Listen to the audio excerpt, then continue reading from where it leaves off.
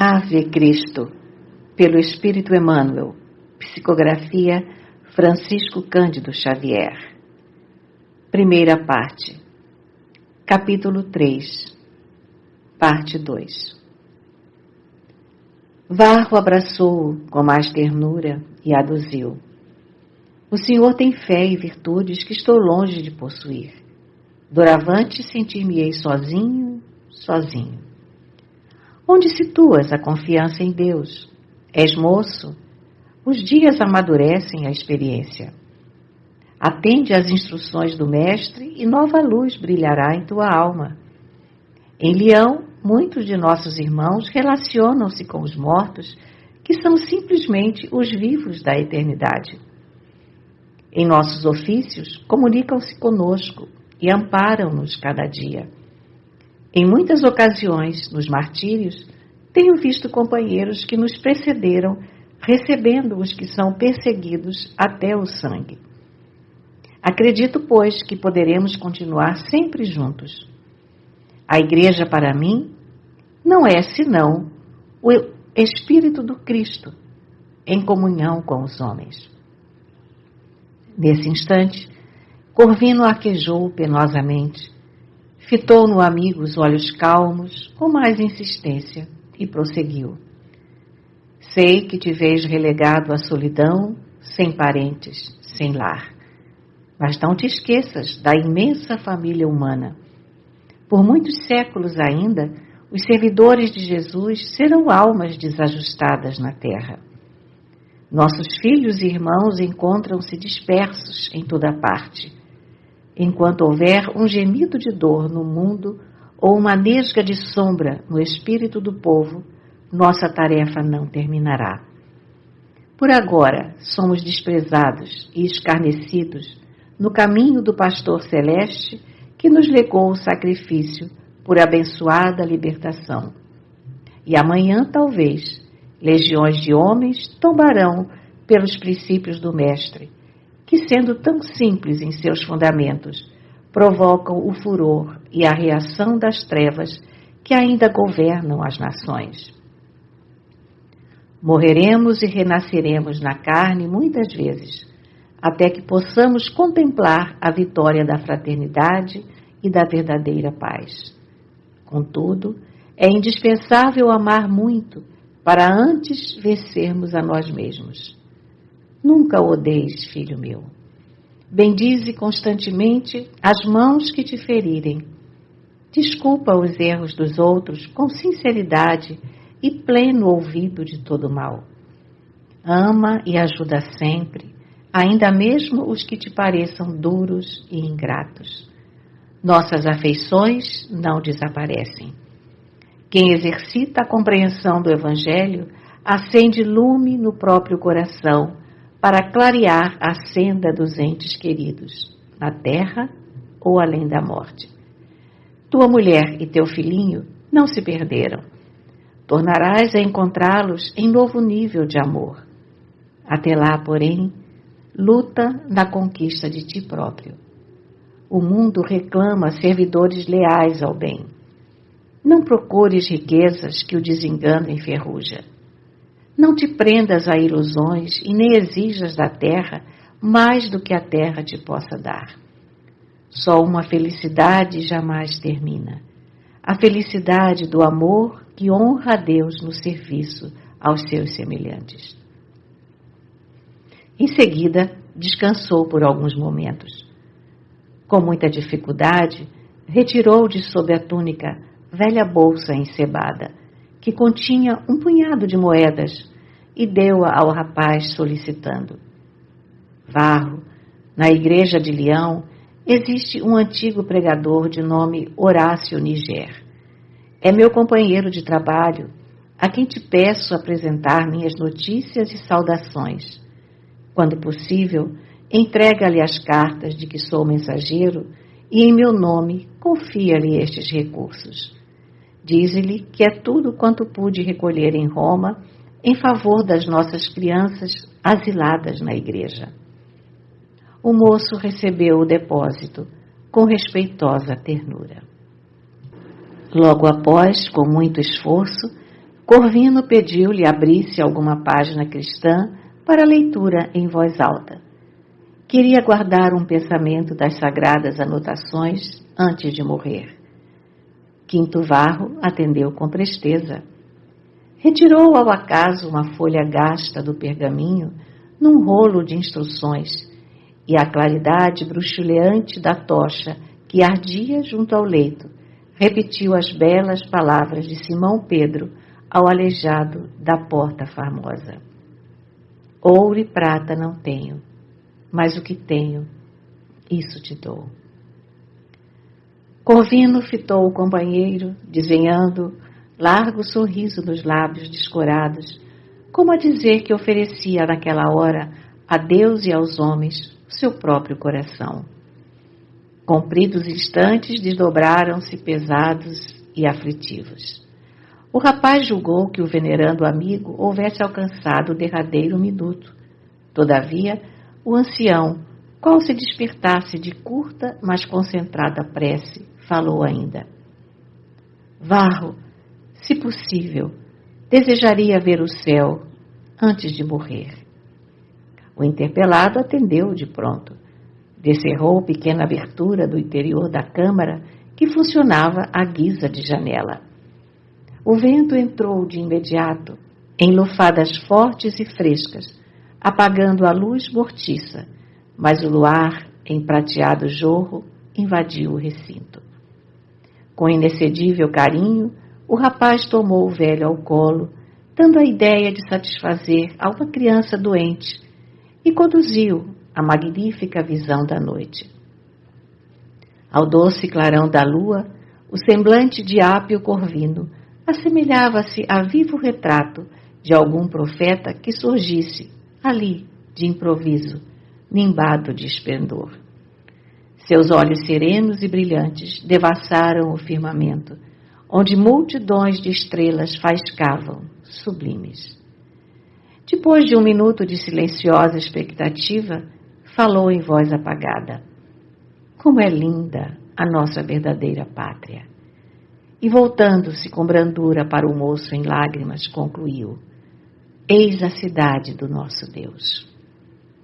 Nesse instante, o corpo do patriarca foi sacudido por uma onda de vida nova. Seu olhar, que empalidecera, devagarinho, voltou a possuir estranho brilho, como que reanimado por milagrosa força. Denunciando uma alegria desvairada, bradou.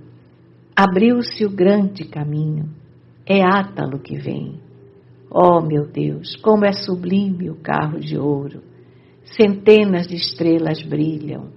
Oh, é Átalo imaturo, Santo e Alexandre, Alcibíades e Pôntico, Pontimiana e Blandina.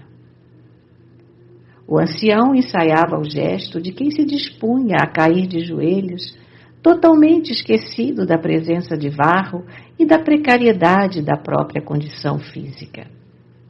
Oh, Senhor, quanta bondade! Não mereço, sou indigno, continuava dizendo em voz arrastada. O pranto escorria-lhe agora dos olhos inexplicavelmente revigorados. Contudo, Varro cuidadosamente reconduziu-o ao leito manchado de sangue. Novamente deitado, o velhinho calou-se. Todavia, aos raios do luar que iluminava a câmara, o moço patrício viu-lhe o olhar, nas vascas da morte, coroado de indefiníveis fulgurações, parecendo fixar paisagens festivas em santo deslumbramento. Com as mãos na dele, notou que o agonizante lhe apertava a destra a despedir-se. A corrente sanguínea parecia contida pela força mental do moribundo, interessado em satisfazer aos últimos deveres. Mas quando a tranquilidade se lhe estampou na fisionomia engelhada e nobre, o sangue jorrou abundantemente da chaga aberta, encharcando o sudário de linho. O rapaz notou que o fatigado coração do apóstolo parou devagar, à maneira de máquina agindo sem violência. A respiração desapareceu, como a de um pássaro que adormece na morte. O corpo inteirou-se. Varro compreendeu que era o fim. Sentindo-se então resgatado por uma dor sem limites, abraçou-se ao cadáver suplicando: Corvino, meu amigo, meu pai, não me abandones. De onde estiveres, protege meus passos. Não me deixes cair em tentação. Fortalece-me o ânimo fraco. Dá-me fé, paciência, coragem. Os soluços do jovem repetiam-se abafados, quando a porta foi escancarada estrepitosamente e Súbrio entrou com uma tocha, iluminando o quadro doloroso. Vendo o rapaz agarrado ao morto, sacudiu o violento, exclamando: Louco, que fazes? O tempo é precioso. Em breves minutos, Hércio virá. É indispensável que não te encontre. Embriaguei-o para salvar-te. Não poderá ver o semblante do morto. Afastou Quinto Varro brutalmente e envolveu o corpo agora inerte no grande lençol que foi amarrado acima da cabeça hirta. Em seguida, dirigiu-se de novo ao rapaz em voz baixa e enérgica. À esquerda encontrarás uma escada esperando-te, e sob a escada há um bote que eu mesmo preparei. Foge nele. O vento levar-te-á para a costa. Mas ouve, busca outras terras e muda de nome. A partir de hoje, para Roma e para tua família, estás sepultado nas águas. O moço quis reagir e enfrentar dignamente a situação, contudo lembrou que se Corvino lhe havia tomado o lugar na morte, cabia-lhe substituí-lo na vida, e sentindo numa das mãos o peso da bolsa que o herói lhe havia confiado, silenciou, humilde, em lágrimas. Conduze contigo a bagagem do velho, mas deixa os teus documentos, avisou Flávio Súbrio decidido.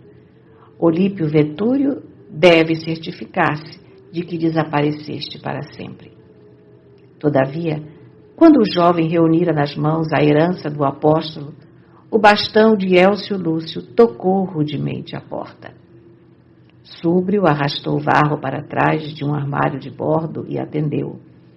O comandante ébrio entrou, desferiu uma gargalhada seca ao observar o fardo ensanguentado e falou: Muito bem, Súbrio, a tua eficiência é de pasmar.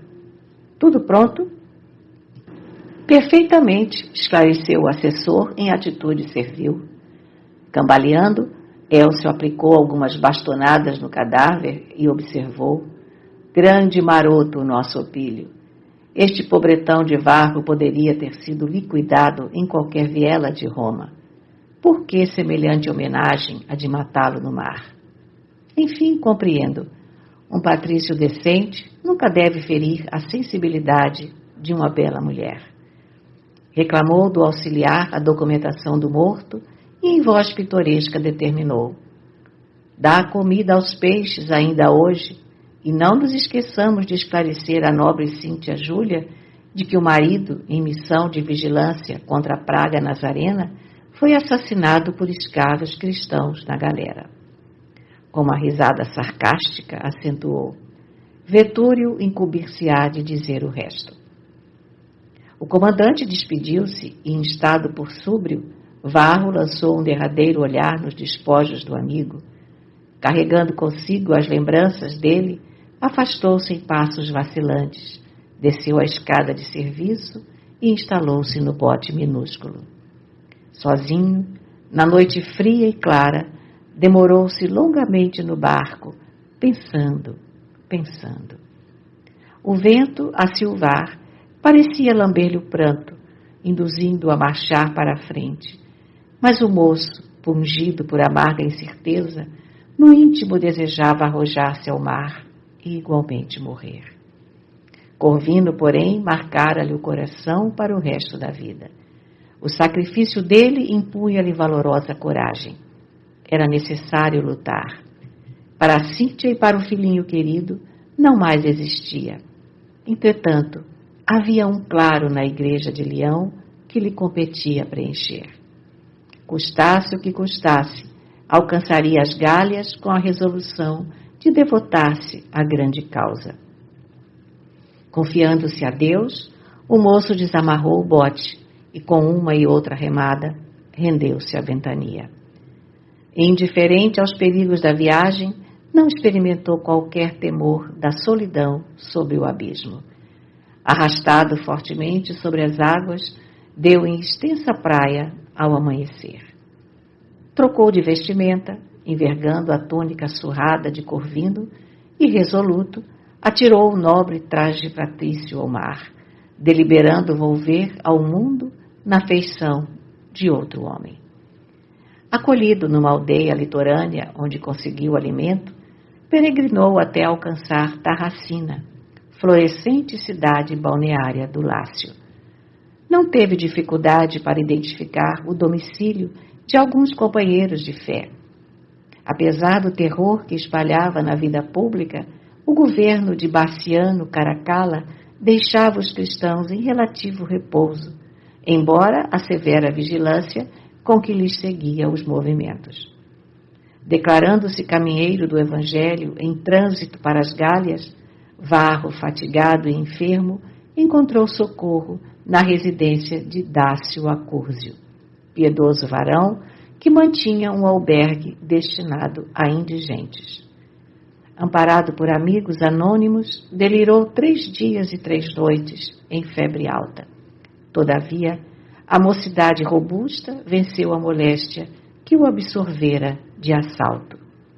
Porque nada pudesse informar, a princípio, com referência a si próprio, e em face das mensagens que conduzia da parte dos cristãos de Roma aos confrades leoneses, nas quais o portador era nomeado como sendo o irmão Corvino, por essa designação passou a ser tratado entre as suas novas relações. Animado de inspiração superior, ensinou a Boa Nova, pregando em lágrimas, e a comunidade de Tarracina, tangida nas fibras mais íntimas, não obstante desejasse retê-lo, auxiliou-o em sua viagem para as Gálias, onde o rapaz aportou depois de inúmeras dificuldades e enormes privações. Findo certo período de permanência em Massília, chegou finalmente à cidade a que se destinava. Leão, pela sua admirável posição geográfica, desde a ocupação do procônsul Munácio Planco, tornara-se expressivo centro político-administrativo do mundo gaulês. Para ela convergiam diversas estradas importantes, convertendo-se por isso mesmo em residência quase que obrigatória de numerosas personalidades representativas da nobreza romana. Vipsânio Agripa, o genro de Otávio, fortalecera-lhe a situação privilegiada, ampliando-lhe as vias de comunicação. Áulicos da corte de Cláudio haviam construído nela magníficos palácios. As ciências e as artes, o comércio e a indústria aí floresciam com imensa vitalidade. Dentro de seus muros, reuniam-se anualmente, junto do famoso altar de Roma e Augusto, as grandes assembleias do Concilium Cagliarum, no qual cada cidade das 3 Gálias possuía o seu representante. As festas do 1º dia de agosto, em memória do grande imperador Caio Júlio César Otaviano, eram aí celebradas com significativas solenidades. Numerosas embaixadas e milhares de estrangeiros aí se congregavam em cerimônias brilhantes, em que o juramento de fidelidade aos deuses e às autoridades se renovava com jubilosas manifestações. A cidade que fora em outro tempo a metrópole dos segusiavos, desde a ocupação imperial, passara a viver sob o mais apurado gosto latino. Situada na confluência de 2 rios, o Ródano e o Saona, oferecia aos habitantes as melhores condições de conforto.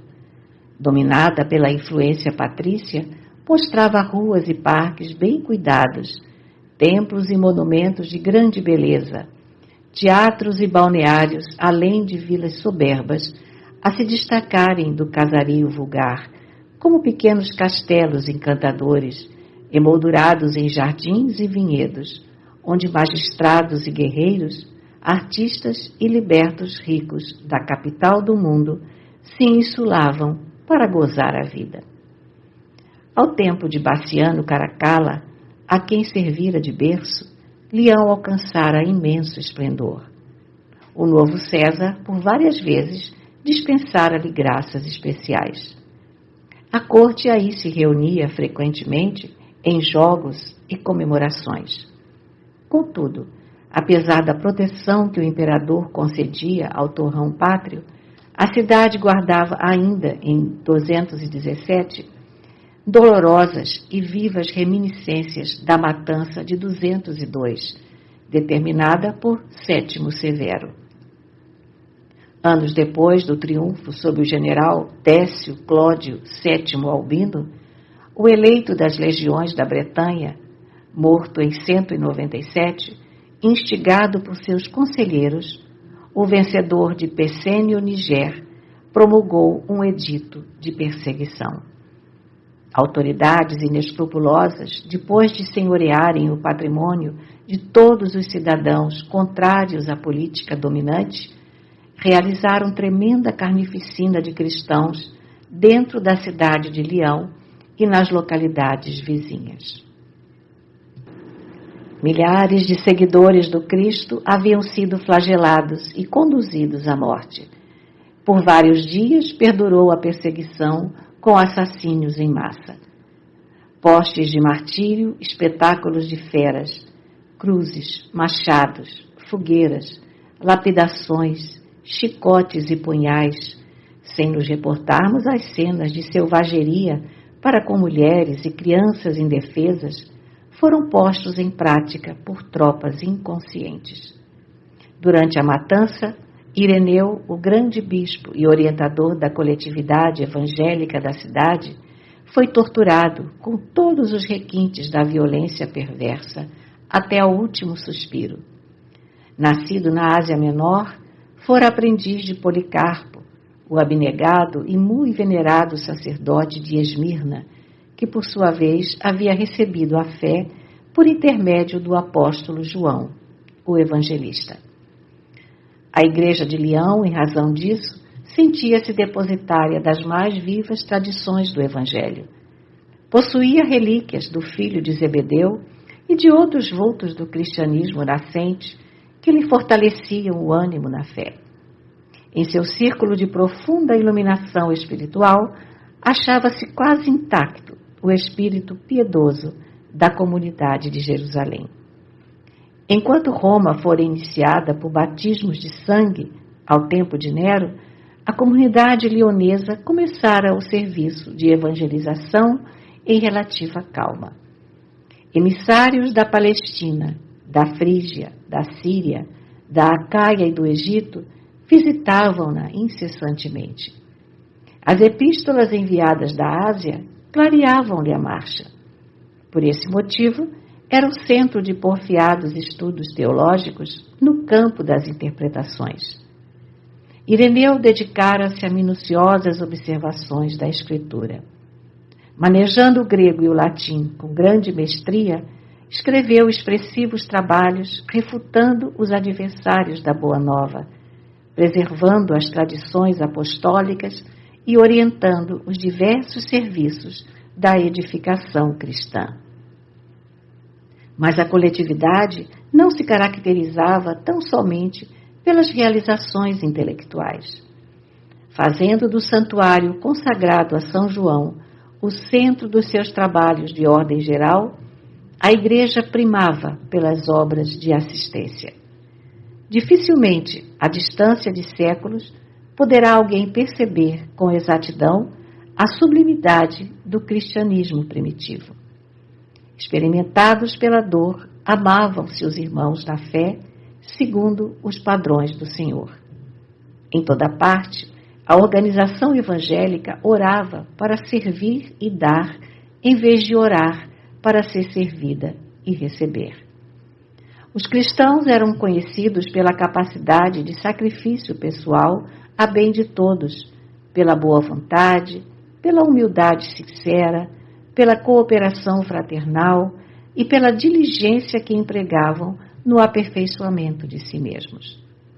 Amavam-se reciprocamente, estendendo os raios de sua abnegação afetiva por todos os núcleos da luta humana, jamais traindo a vocação de ajudar sem recompensa, ainda mesmo diante dos mais renitentes algozes. Ao invés de fomentarem discórdia e revolta entre os companheiros jungidos à canga da escravidão, honravam no trabalho digno a melhor maneira de amparar-lhes a libertação. Sabiam apagar os pruridos do egoísmo para abrigarem sob o próprio teto os remanescentes das perseguições. Inflamados de fé na imortalidade da alma, não receavam a morte. Os companheiros martirizados partiam como soldados de Jesus, cujas famílias na retaguarda lhes cabia proteger e educar. Assim é que a comunidade de Leão guardava sob a sua custódia de amor centenas de velhos, enfermos, mutilados, mulheres, jovens e crianças. A Igreja de São João era, pois, acima de tudo, uma escola de fé e solidariedade, irradiando-se em variados serviços assistenciais.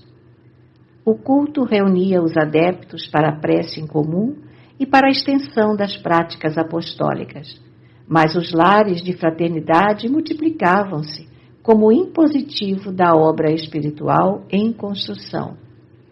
Muitas organizações domésticas tomavam a si a guarda de órfãos e o cuidado para com os doentes. Todavia, ainda assim, o número de necessitados era invariavelmente muito grande. A cidade fora sempre um ponto de convergência para os estrangeiros. Perseguidos de vários lugares, batiam às portas da igreja, implorando socorro e asilo. A autoridade da fé, expressa nos irmãos mais velhos e mais experientes, designava diáconos para diversos setores de ação.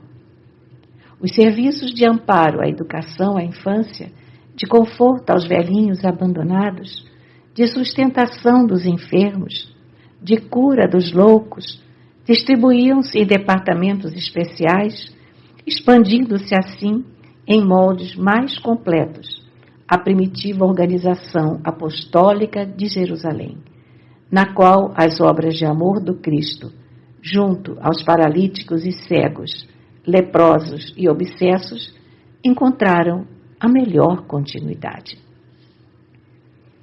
Todos os irmãos partilhavam o esforço da instituição entre o trabalho profissional que lhes determinava o dever ao lado da família e as atividades evangélicas que lhes assinalavam a obrigação de discípulos da Boa Nova junto da humanidade. Num crepúsculo de harmoniosa beleza, Quinto Varro, agora transformado em irmão Corvino, chegou à sala acanhada e pobre, destinada às pregações da Igreja de São João, onde, segundo informações obtidas, encontraria Horácio Niger para o anelado entendimento. Num ângulo do recinto, um velho de longas barbas encanecidas, de rosto avelado e nobre, ouvia a jovem senhora de amargurado semblante. Levantou-se atencioso para receber o recém-chegado. Fê-lo sentar-se ao lado dele no banco de pedra e continuou a conversar com a dama em tom paternal. Tratava-se de humilde viúva que procedia de Valença, implorando socorro. Ficara sem o marido na carnificina de 202. Desde então, morava com o genitor e um tio na localidade mencionada, mas a contragosto envolvera-se em grande infortúnio. Por negar-se aos caprichos de um soldado influente, vira os 2 familiares com os quais residia assassinados numa noite de angustiosa provação. Disposta a resistir, mas totalmente desamparada, fugira dali em busca de abrigo. Chorando, acentuava triste: Pai Horácio, não me abandones. Não temo o sacrifício por nosso divino mestre. Contudo, não concordo em render-me ao vício dos legionários. Conserva-me, por amor de Jesus, nos serviços da Igreja. O interpelado observou atento. Sim, não me oponho. Entretanto, é preciso esclarecer que não possuímos serviço remunerado. Não procuro compensações, disse a moça. Tenho necessidade de arrimo. Então, explicou o interlocutor satisfeito, cooperarás no galpão dos velhos enfermos. Realmente perdeste o pai e o tio. No entanto, encontrarás muitos outros parentes, junto dos quais o Cristo te pede carinho e proteção. A humilde senhora sorriu tranquila e retirou-se. Chegou a vez de o peregrino romano entrar em contato com o ancião. Varro, comedido e confiante, inteirou de todas as ocorrências havidas com Apio Corvino e com ele mesmo, desde o início do seu primeiro encontro com o inovidável amigo apunhalado no mar. Horácio ouviu-lhe a narrativa entre sereno e cortês, sem qualquer alarme, diante do noticiário constrangedor. Parecia calejado por dores maiores. Mesmo assim, quando o rapaz terminou a confissão, falou sobre o amigo morto comovidamente. Grande Corvino, seja ele feliz entre os servidores glorificados. Foi fiel até o fim. Enxugando os olhos úmidos, acrescentou: estará conosco em espírito. A morte não nos separa uns dos outros na obra do Senhor. Em seguida, reportou-se ao companheiro desaparecido com imensa ternura.